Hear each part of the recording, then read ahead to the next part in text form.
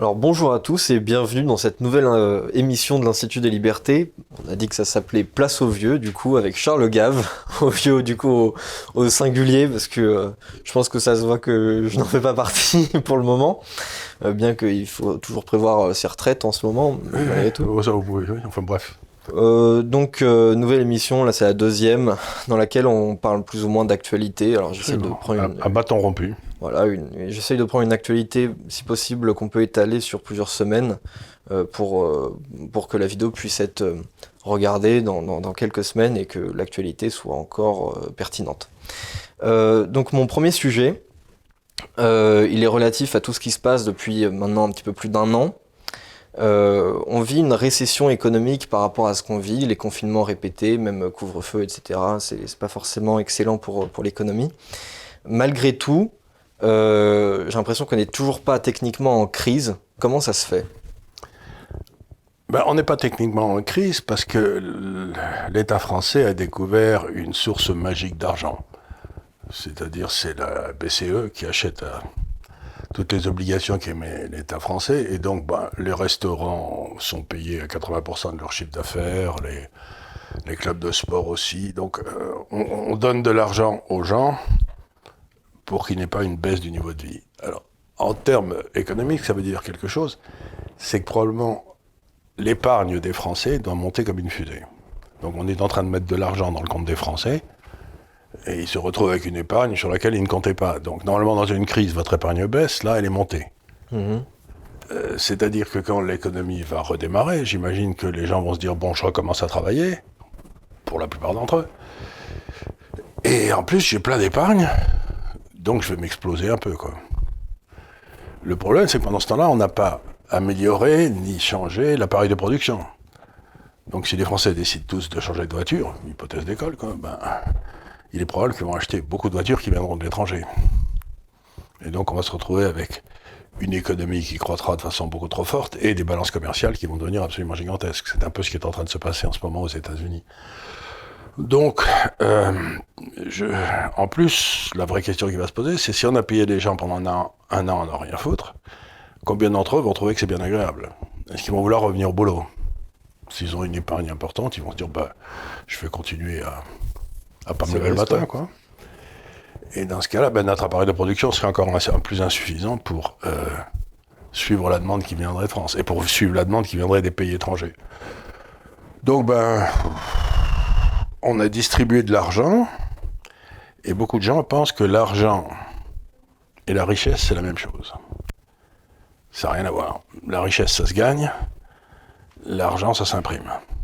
Par exemple, vous ne pouvez pas imprimer du pétrole. C'est bien dommage, mais on ne peut pas imprimer du pétrole. Ce serait pratique, ouais. Ce serait pratique. Et donc, si par hasard, avec toutes ces économies qui repartent, le pétrole venait à passer, à monter comme une fusée, parce que ça fait, à cause des économies vertes, ça fait 5 ans que plus personne n'investit dans le pétrole. Et bien à ce moment-là, vous vous retrouvez avec une forte hausse du prix du pétrole, qui est équivalente à une hausse des impôts, et une partie de ce pognon sera repris par les producteurs de pétrole. Donc, on a mis une énorme emplâtre sur une jambe de bois, et maintenant, on va voir comment ça va se dénouer. Et quelles sont les conséquences du fait d'imprimer autant de monnaie? Parce que moi, même si j'étudie pas dans ce domaine, on m'a quand même donné quelques cours d'économie. Ça arrive parfois quand vous êtes à la fac, même en fac de droit. Vous savez que l'économie a commencé dans les facs de droit, en France. Au départ, c'était une branche du droit, l'économie. Je savais pas. Oui, c'est amusant, mais enfin, ça... Et bref, quand on a des cours d'économie, la première chose qu'on apprend, c'est que quand il y a une inflation de la masse monétaire, bien derrière, il y a aussi une inflation des prix, c'est normal. Oui. Et là, ce n'est pas le cas. Alors, c'est une bonne question, mais est-ce que les gens ont beaucoup de mal à comprendre? C'est qu'inflation veut dire hausse de la masse monétaire. Donc, on a eu une hausse de la masse monétaire formidable. Dans les années 70, quand ça s'était passé sous M. Giscard d'Estaing et un peu partout en Europe à l'époque, sauf en Allemagne, cette hausse de la masse monétaire s'était transportée dans les prix de détail. qui montait, c'était ce qu'on appelait l'indice des prix du consommateur, vous savez, l'indice des prix. Bon, il était monté énormément. Mais l'argent peut aller ailleurs que dans les prix de détail. Si l'argent va surtout à ceux qui en ont déjà, les riches, dans le fond, ils vont pas acheter plus de bouffe. Ouais. Ils vont pas acheter plus d'essence, vous voyez ce que je veux dire, ils le font déjà. Ça va aller dans la valeur des actifs. La valeur des actifs, c'est-à-dire le prix de l'immobilier et le prix des maisons. Le prix des maisons, le prix de l'immobilier et le prix des actions. Et vous voyez que depuis un certain nombre d'années où on fait ça, le prix de l'immobilier à Paris est devenu intouchable pour à peu près tout le monde. Quelqu'un de votre âge ne peut pas espérer, à horizon, sauf si vous avez des biens de famille, vous avez peu de chances d'habiter quand vous aurez femme et enfants à Paris, quoi. Il faudra que vous alliez quelque part ailleurs, quoi, parce que vous ne pouvez pas vous payer les logements à Paris. Donc vous avez une énorme inflation des actifs, mais ça peut se porter aussi, cette inflation, sur le taux de change. Je veux dire par là, comme toute l'Europe a payé des gens ne rien foutre pendant un an et que l'Asie l'a pas fait, tous ces biens qu'on va acheter avec cet argent qui a été imprimé et qu'on n'a pas gagné, ils vont être fabriqués en Asie. Donc on va devoir acheter beaucoup de monnaie asiatique et vendre encore plus de nos monnaies qui ne valent rien. Et donc la troisième étape, la troisième inflation qu'on va connaître, que j'aurais connue dans ma vie, la première c'était les prix de détail, la deuxième c'était les prix des actifs, et cette fois-ci ça va être la hausse des monnaies asiatiques, je pense, qui vont monter énormément. Donc si j'ose dire, les Français pourront plus aller en Thaïlande, mais les Thaïs pourront venir en France, quoi, visiter Notre-Dame, ou, si elle est rouverte. Ce que je veux dire, c'est ces choses-là, une forte hausse de la masse monétaire, ça entraîne des changements profonds des prix relatifs. Et tout l'art, c'est de savoir où ça va se porter cette fois-ci, quoi. Cette économie asiatique, vous en parlez dans votre dernier article, donc disponible sur le site de l'Institut des Libertés. Et n'oubliez pas de vous abonner en appuyant sur le petit bouton rouge là-haut, vous savez, à la chaîne. Ouais, on est bientôt à 100 000 abonnés. Là, ça change tout quand on est à 100 000, paraît-il. Il paraît. C'est peut-être une légende, mais je sais pas. En tout cas, ça marche. Est-ce qu'on peut parler un petit peu de cet article ? Oui, si vous voulez. Vous savez, il y avait un grand économiste en France qui a eu son heure de gloire, qui s'appelait Jacques Rueff. Rueff, c'était il a sévi à la fin de la Deuxième Guerre mondiale, aux premières années de De Gaulle, vous voyez, de la Première Guerre mondiale, voilà, de 1920 à 1958, quoi. Et il avait une phrase qui m'a toujours que j'ai toujours trouvé très belle. Il disait si on subventionne des dépenses qui n'ont pas de rentabilité avec de l'argent qui n'existe pas, il est rare qu'on s'enrichisse. Et donc, nous, on a subventionné des dépenses qui n'ont pas de rentabilité, comme par exemple les éoliennes. Et qui fabriquent les éoliennes, c'est les Danois et les Chinois. Donc, eux, ils nous vendent des trucs réels, et nous, on leur donne en échange des bouts de papier. Et c'est ce que font les États-Unis aussi. Donc, vous avez maintenant des banques centrales en Asie qui suivent ce qu'on appelle une politique monétaire restrictive, c'est-à-dire qu'elles se disent le monde va boomer, après ce Covid, il va y avoir un boom. Et donc, moi, je sers avant le boom. Et puis, on a des banques centrales en Europe, aux États-Unis, qui disent pas du tout, nous, on va continuer à mettre de l'essence sur le feu, parce qu'on veut être sûr qu'il va crapahuter, quoi. Et c'est pas tenable. Vous pouvez pas avoir les deux plus grandes banques du monde, la Chine d'un côté et les États-Unis de l'autre, plus l'Europe, qui suivent des politiques diamétralement opposées. Il n'y en a pas une. Si elles suivaient la même politique tous les deux, le système navigue. Mais si vous en avez une qui devient très sérieuse et l'autre qui devient complètement folle, ça peut amener dans les économies ce qu'on appelle un risque de discontinuité. C'est-à-dire que d'un seul coup, les Chinois disent si ça vous fait rien, on ne veut plus être payé dans votre monnaie. C'est-à-dire que la monnaie européenne devient non convertible parce que personne n'en veut. C'est ce qui est arrivé à l'Argentine, c'est ce qui est arrivé. Il y a de nombreux exemples où vous arrivez avec votre billet et puis le type vous dit vous savez, ça vaut rien votre truc. Hein. Est-ce que ça va arriver? J'en sais rien, mais il y a un risque de discontinuité, de rupture. Ce qui est en train de se passer, je vais essayer de résumer ça assez rapidement, c'est que depuis 1945, le monde financier marchait avec un seul soleil qui était le $. Et puis tout le monde tournait autour du dollar, comme ça, c'était bien. Mais aujourd'hui, la Chine dit, je n'accepte plus la souveraineté du dollar, puisqu'elle fait n'importe quoi avec sa monnaie, et donc je vais créer un deuxième soleil. Mais vous vous rendez bien compte que ça va rendre le voyage des planètes compliqué, parce que je suis pas un grand matheux, mais pour me calculer l'orbite des planètes quand il y a deux soleils, ça devient balèze, quoi. Et donc voilà, on va se retrouver dans un monde où il y aura deux soleils, et alors là, bien malin, c'est ce qui va se passer, quoi. D'accord. Cette fois-ci, un sujet un petit peu plus politique. On est à un an à peu près des élections présidentielles. Alors, sans faire de prospective très précise sur ce qui va arriver, est-ce que vous pensez, globalement, qu'on a une chance de l'emporter en 2022? Alors, Qui est quand je dis on, évidemment, je m'attendais à cette question. Je dirais que c'est globalement environ un tiers des Français au moins qui penchent plutôt du côté droit. Le problème que j'ai avec ça, c'est que droite et gauche, ça veut plus grand-chose, ça veut plus dire grand-chose, parce que bon, la droite a trahi la nation, la droite officielle en tout cas, et la gauche a trahi le peuple. Alors j'ai un mal de chien pour savoir pour qui je vais voter, moi, parce que... Et ceux qui défendent soi-disant la nation ne m'éblouissent pas par leur degré de travail ou leur degré de compétence. Et donc moi, je n'ai pas la moindre idée de ce qui va se passer, ça va sans dire, parce que le futur est inconnaissable.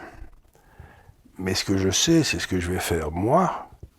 Ce qui est important, c'est que je vais essayer de faire tous mes efforts pour que qui que ce soit se présente, prenne l'engagement ferme de donner le référendum d'initiative populaire. Parce que les problèmes qu'on a au peuple, parce que les problèmes que l'on a aujourd'hui sont tellement difficiles à régler.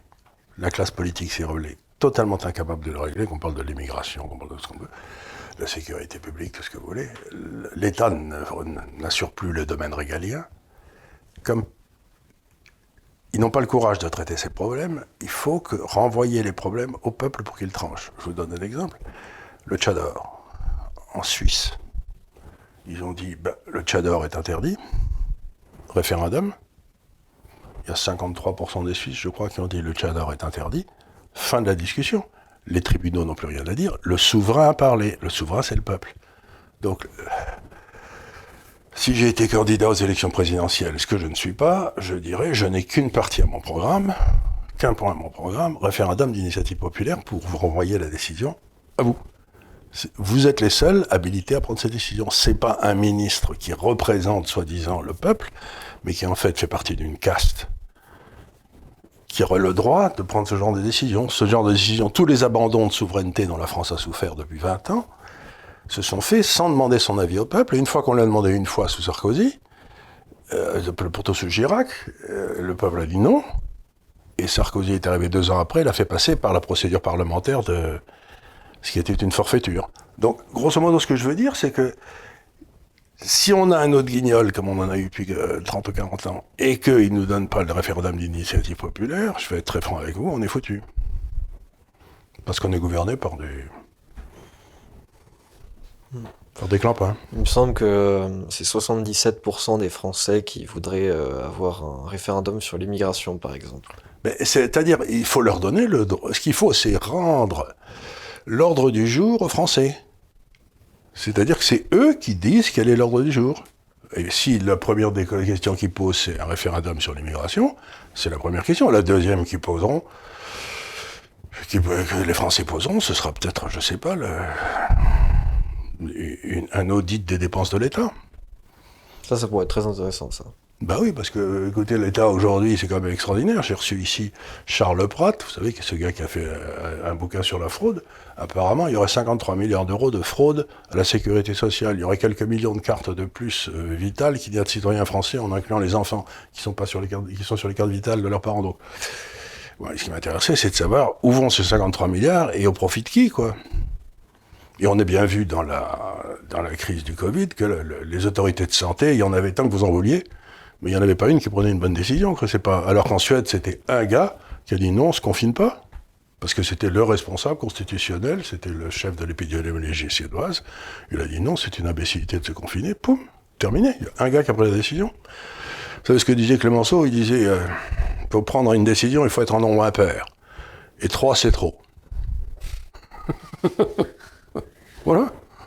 Il faut retourner, il faut que les gars prennent des décisions, et si ça marche pas, eh ben on les fusille. Je veux dire, non, mais je veux dire par là, le rôle du décisionnaire, c'est que si ça marche pas, il saute. Il n'est pas là pour être promu. Par exemple, l'ancien ministre de la Santé, madame je ne sais plus quoi, elle a fait échec sur échec, elle a été promue à l'Organisation mondiale de la santé. Vous vous dites, mais normalement, elle aurait dû être virée. Ça, c'est très étonnant, cette multiplicité des ministres qui, d'un coup, comme ça, sautent et quelques mois plus tard, peut-être un an plus tard, grand maximum, on les revoit réapparaître autre part. Au Conseil d'État, à l'OMS, à l'Organisation mondiale de l'agriculture, j'en sais rien, mais ils ont... Donc, c'est merveilleux. Il leur arrive jamais rien. Puis, limite, c'est mieux pour eux parce que ils sont dans des postes moins exposés, donc ils ont moins de risques de faire des Ou ils ne conneries. payent pas d'impôts parce que ce sont des fonctionnaires internationaux. Oui. Ils sont payés grassement. Parfois, ils sont mieux payés que lorsqu'ils étaient Ils ministres. sont mieux payés, surtout ils ne payent pas d'impôts. Et ensuite, quand ils sont dans une organisation internationale, ils bénéficient du statut de diplomate et ils ne peuvent plus être poursuivis tant qu'ils sont là. Fantastique. Ah, ils ont monté des systèmes qui les avantagent beaucoup. Hein. Là, on va s'exporter un petit peu, on va parler des États-Unis. Question extrêmement large. Qu'est-ce que vous pensez de l'avenir? Alors, je dirais plutôt à moyen terme, c'est-à-dire peut-être 20, 30, 40 ans. Ça, c'est long terme, L'avenir je serai plus là. des États-Unis. Ben, les États-Unis, c'était un peu comme Jérusalem sur la colline. En tout cas, c'est ce qu'il disait. Vous savez, c'est-à-dire la cité sur la colline éclairée. Je vais vous faire... Moi, j'ai fait mes études aux États-Unis. Sur 11 petits-enfants, je dois en avoir 9 qui ont la nationalité américaine. Donc, j'ai plutôt des sentiments favorables et je les ai toujours eus. Depuis les années Clinton, peut-être les années Bush, le père, mais en tout cas certainement Clinton, je suis persuadé, je ne suis pas du tout un complotiste, hein, je suis persuadé qu'une espèce de classe criminelle a pris le pouvoir aux États-Unis, entre la CIA, les banques centrales, etc. Il y a quelque chose qui se passe qui n'est pas net. Et cette classe criminelle gère les États-Unis à son profit. Et ce que je vous dis, ça m'a été dit par un homme que j'aimais bien, qui était le président de la Banque centrale américaine à Kansas, qui était ce qu'on appelle un voting member de la Réserve fédérale, donc puisqu'il était le patron d'une des 8, je crois qu'il y en a 7 ou 8, Banque centrale américaine, enfin Réserve fédérale. Et on discutait avec lui il y a 6 ou 7 ans, et il m'avait invité à un petit déjeuner, donc c'était très sympathique. Et il me dit, Charles, vous avez raison dans tout ce que vous dites, mais vous ne vous rendez pas compte à quel point les États-Unis sont tombés sous la coupe d'une classe criminelle. Et que c'est eux qui mesurent, qui prennent les décisions. Et on l'a bien vu au moment des élections. Et je vous donne un exemple qui est tout à fait extraordinaire, c'est que une semaine avant la fin de sa présidence, Trump a viré le ministre de la Défense. Mm-hmm. Je me suis dit, si on avait à foutre une semaine avant, que ça peut changer. Il avait donné des ordres pour que les troupes américaines quittent la Syrie et l'Afghanistan, et le ministre de la Défense ne les avait pas répercutés. Et maintenant, la première chose qu'a fait Biden, c'est renvoyer des troupes en Syrie et reculer un petit peu le départ d'Afghanistan. Donc, quand vous avez le président qui est en charge des intérêts supérieurs de la nation donner un ordre de sortir d'un pays parce que lui veut sortir les États-Unis et toutes ces guerres sans fin, et que son ministre de la Défense refuse d'obéir à l'ordre, c'est vous dire où est le vrai pouvoir. C'est inquiétant, non? Oui, tout à fait. Tout à fait. On a bien vu que tous les leviers, même y compris des leviers médiatiques, avaient été faits pour faire en sorte que l'Amérique devienne absolument ingouvernable pour les républicains ces 4 dernières années. Absolument, mais surtout ce qui s'est passé qui m'a beaucoup surpris, c'est que Trump a été élu et il n'a jamais, en 4 ans, jamais réussi à reprendre le contrôle du ministère de la Justice, qui est à l'origine des poursuites. Donc le ministère de la Justice américain a poursuivi Trump au moins 2 fois, et chaque fois que Trump avait un ennemi qui avait fait une saloperie, il demandait au ministère de la Justice de faire une enquête, et il ne se passait rien. Donc, quand vous avez perdu le contrôle de l'initiative des poursuites, vous avez du mal à vous faire obéir. Hein, donc, le drame de Trump, c'est qu'il a été trop légaliste. Oui, quelque part, oui. Mais en même temps, dès qu'il faisait un mouvement, tout le monde disait c'est un dictateur, c'est épouvantable, c'est le nouvel Hitler. Donc. Mais la réalité, c'est que l'appareil d'État, maintenant aux États-Unis, est contrôlé encore une fois par une caste, un peu comme en France. Vous avez la même caste qui contrôle tout. D'où on peut même se poser la question, du coup, est-ce que toute prise de pouvoir dans des mouvements, enfin dans des pays, pardon, aussi scellés, au point de vue de la classe dirigeante, doivent se faire d'un point de vue légal? Parce que, je veux dire, Ça, c'est la vraie question, mais on est c'est dans le des vrai problème. systèmes dont les règles sont faites justement pour nous empêcher d'arriver au Enfin, pouvoir. elles ont été biaisées pour nous empêcher de. Et maintenant, j'ai vu que les démocrates allaient peut-être essayer d'augmenter le nombre des juges à la Cour suprême. C'est-à-dire que d'habitude, il y a 9 juges à la Cour suprême depuis 150 ou 160 ans.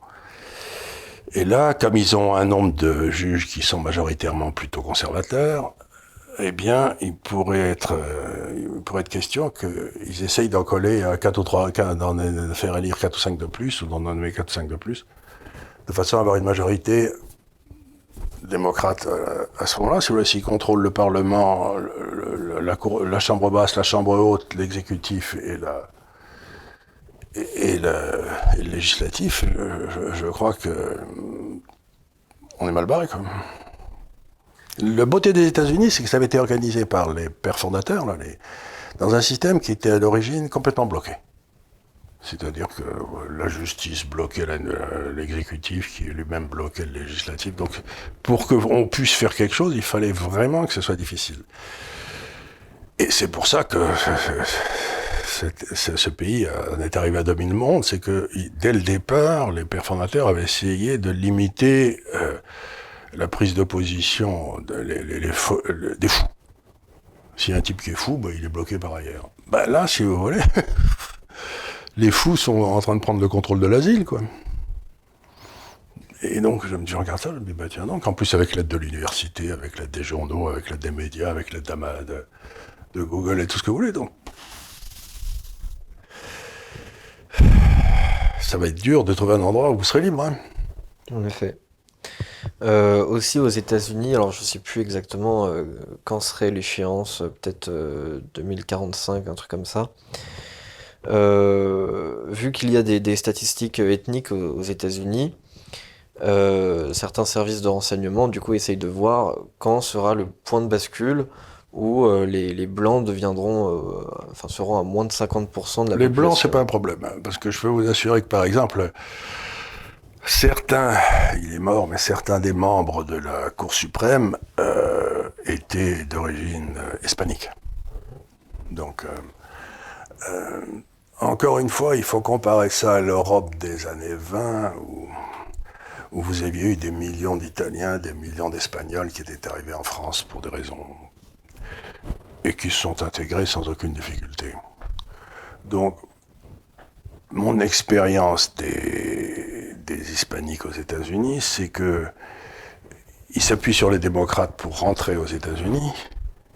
Et puis, quand ils arrivent aux États-Unis, comme en général ils sont très catholiques, très chrétiens, hop, ils se mettent à voter républicain, quoi. Donc, mon contre-fou que les gens soient blancs, marrons, rouge foncé ou n'importe quoi, c'est pas ça la question. La question, c'est est-ce qu'ils ont une base civilisationnelle, religieuse, qui permet de s'intégrer sans difficulté? La réponse pour ceux qui arrivent d'Amérique du Sud est oui. D'accord. Donc je me fais aucun souci là-dessus. Ok. Aussi, autre fait divers de cette semaine, alors là on revient en France.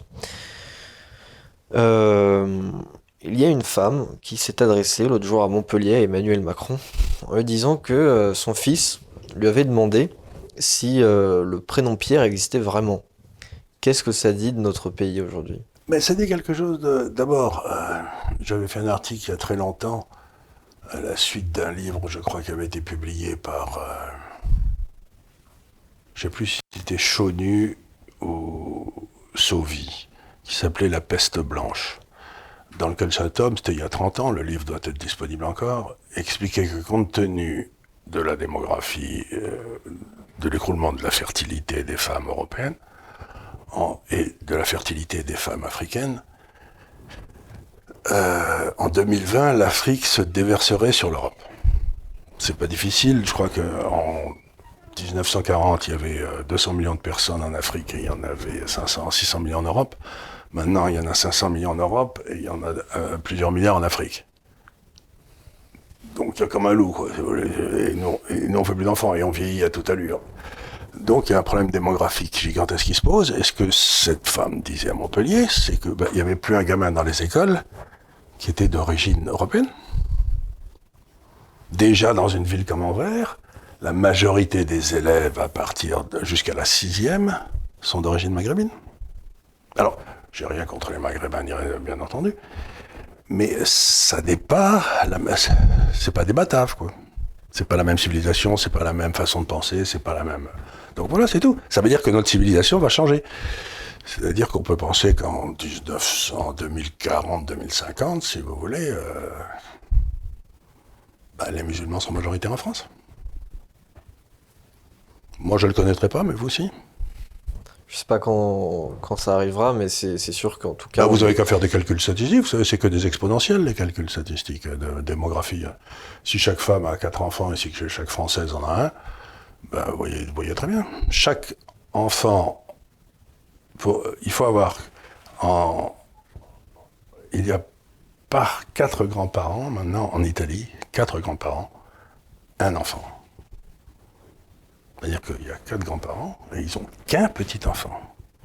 Ça veut dire que la décroissance de la population est absolument gigantesque à horizon de 50 ans. C'est absolument gigantesque. C'est un beau pays, l'Italie. Ouais. Mais oui, le taux de natalité en Italie est vraiment 1,2, très très bas. 1,2-1,3 comme en Allemagne.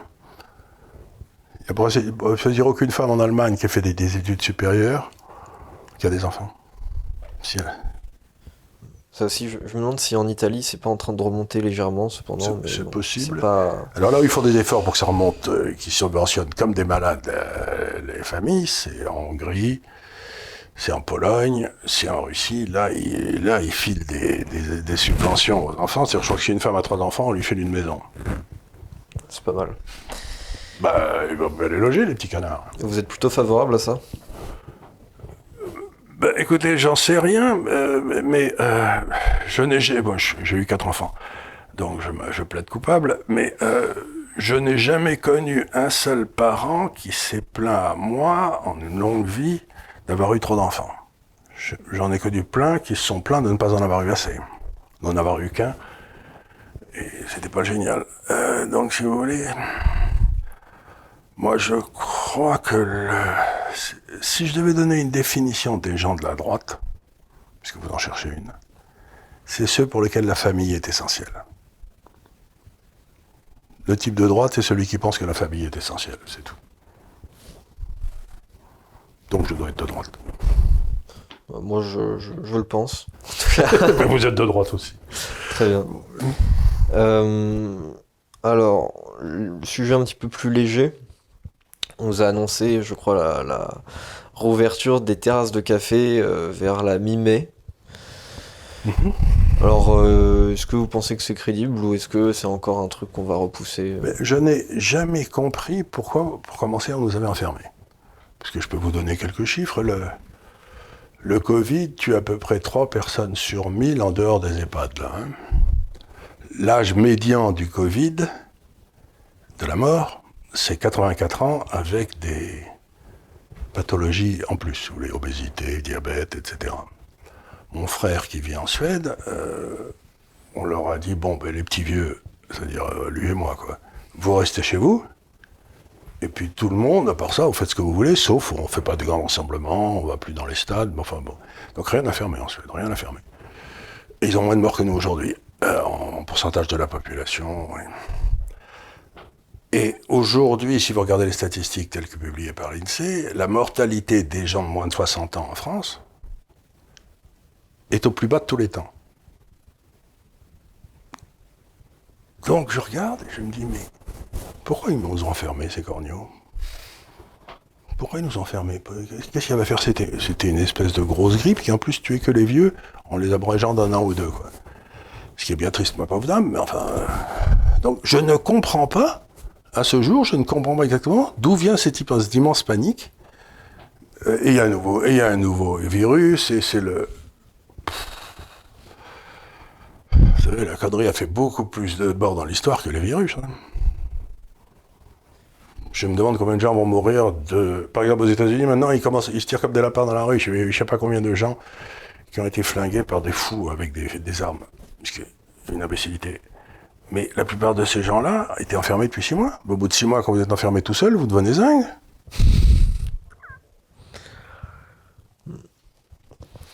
Ouais. Non, je sais pas exactement pourquoi on nous a autant enfermés, parce que je trouve que à l'échelle de l'Europe, on est quand même le pays, je crois, hein, qui a subi les restrictions les plus dures. Alors récemment, il y avait quand même le Royaume-Uni qui avait durci un petit peu les règles pendant quelques mois. Mais encore une fois, aux États-Unis, la beauté, c'est que c'est une structure décentralisée. Donc vous avez des États qui ont fait enfermé et des États où les gens sont restés libres, comme en Floride, au Texas. Eh ben, les États qui sont restés libres ont eu beaucoup moins de cas et de morts que les États qui ont enfermé. Parce que quand vous êtes enfermé avec votre famille, s'il y en a un qui l'attrape, clac, toute la famille passe. Tandis que si vous vous baladez dans les champs parce que vous pouvez aller où vous voulez et tout, ben, il y a beaucoup moins. Donc apparemment, l'air libre est très mauvais contre le Covid. Et qu'est-ce qu'on fait? On nous enferme à l'intérieur. Je veux dire, c'est pas croyable. Ce niveau d'incompétence dépasse l'entendement. Après, aux États-Unis, il y a eu un petit peu une politisation du Covid, c'est-à-dire que ceux qui voulaient globalement rester libres étaient plus penchants républicains, ceux qui voulaient plutôt s'enfermer Absolument. étaient Et où plus il y a eu, penchants et où il y a eu le plus de morts? démocrates. Du coup, C'est comme chez vous les l'avez dit, démocrates. c'est chez les démocrates. Et donc ça veut dire que M. Macron est un gentil démocrate américain. D'ailleurs, c'est ce qu'il a dit hier quand il a dit qu'il était en faveur de la déconstruction de la France. Non, mais le type. Après, on a une république qui parle de déconstruire le pays. Non mais. J'ai du mal, hein. Oui, c'est que globalement, une force qui est adversaire, voire ennemi du pays, est à la tête de ce même pays. Mais je crois que c'est la première fois dans l'histoire de France qu'on a un roi de France qui n'aime pas son pays. C'est tout à fait nouveau. Tout à fait nouveau. Bon, on peut conclure sur ça, je pense. Il faut conclure. J'espère qu'il y aura d'autres présidents de la République après Macron, mais je me fais beaucoup de soucis parce que, vous savez, j'ai toujours dit que les présidents de la République en Europe, en France, bon, ça a commencé avec De Gaulle, ce qui allait, puis ensuite Pompidou, ce qui était bien. Giscard d'Estaing, ça commençait déjà à baisser fortement de qualité, puis ensuite on a eu Mitterrand, bon, et puis derrière on a eu Chirac, ça continue à s'effondrer, puis on a eu Sarko, vraiment, puis alors, on est arrivé à Hollande, et quand on est arrivé à Hollande, je me suis dit, chouette, on peut pas aller plus bas. Ouais. Eh ben si, on pouvait, on a trouvé Macron. On verra ce qu'on pourra avoir en 2022. Ben oui, mais je crains le pire. Il y a de quoi, oui. Merci beaucoup. Merci beaucoup.